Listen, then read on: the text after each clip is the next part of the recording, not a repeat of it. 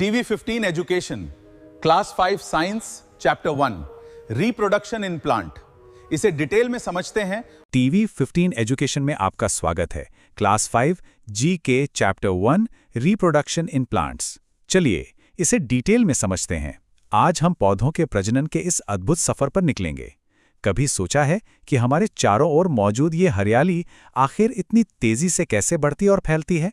तो आइए इसी रहस्य को सुलझाते हैं।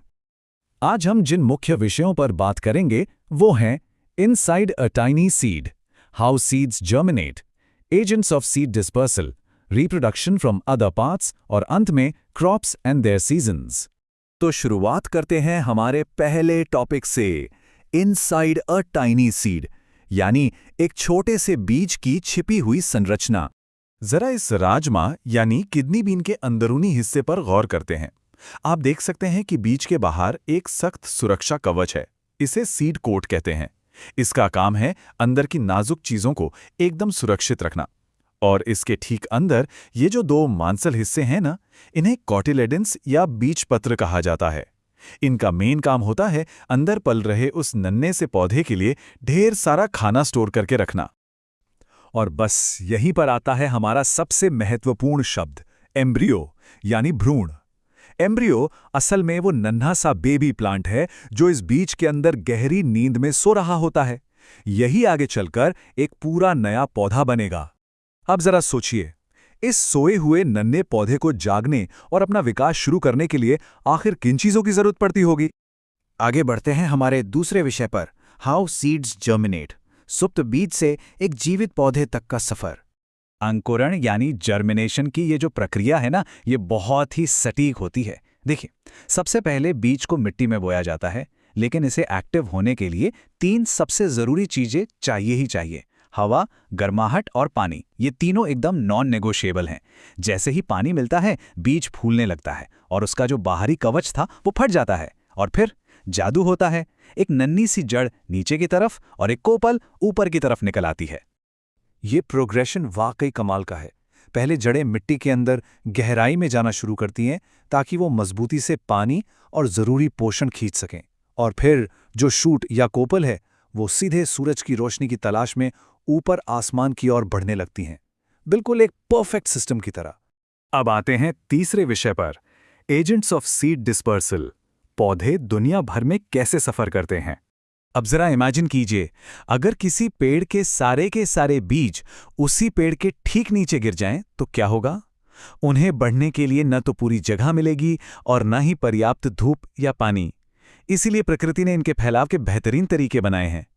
चूंकि पौधों के पैर नहीं होते, इसलिए हवा सबसे बड़ा माध्यम है जो डेंडेलियन जैसे हल्के बीजों को उड़ा ले जाती है। दूसरा है पानी, जो नारियल या वाटर लिली को दूर तक बहा ले जाता है। फिर आते हैं जानवर जो फल खाते हैं या जिनके शरीर पर कांटेदार बीज चिपक जाते हैं।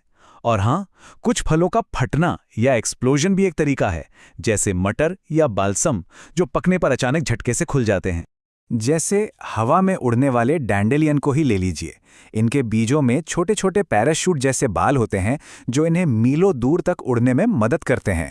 वहीं वाटर लिली की संरचना ऐसी होती है कि वो पानी में आसानी से तैर सके। इन अनोखे तरीकों की वजह से ही पौधे एक ही जगह पर भीड़ लगाने और संसाधनों की कमी से बच जाते हैं। हमारा चौथा टॉपिक है रिप्रोडक्शन फ्रॉम अदर पार्ट्स, बिना बीजों के नया जीवन कैसे पनपता है।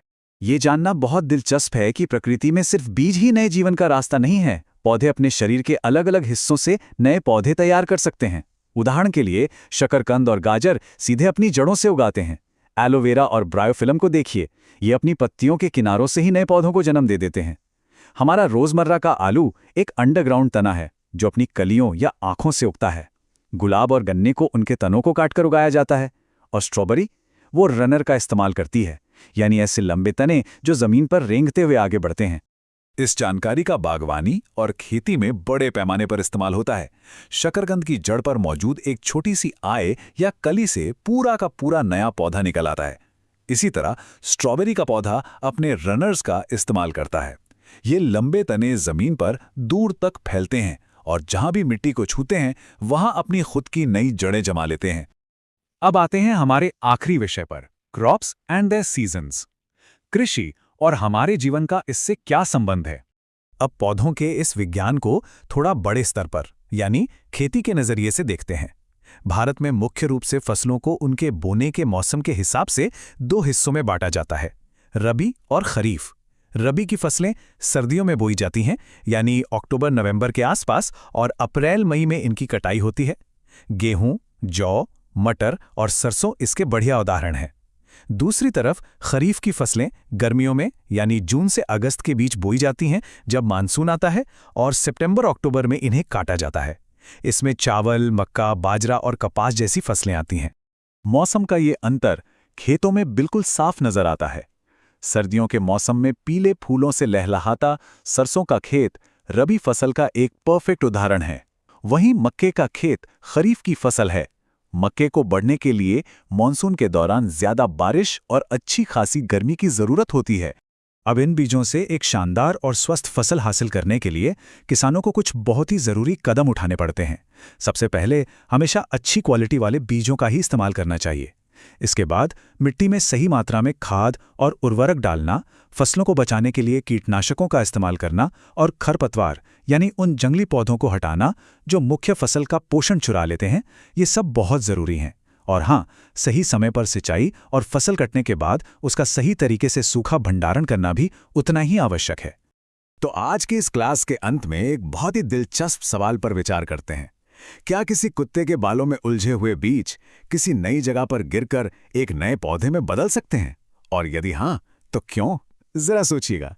प्रकृति की इस महान व्यवस्था में हर छोटी से छोटी चीज एक दूसरे से बहुत ही शानदार तरीके से जुड़ी हुई है।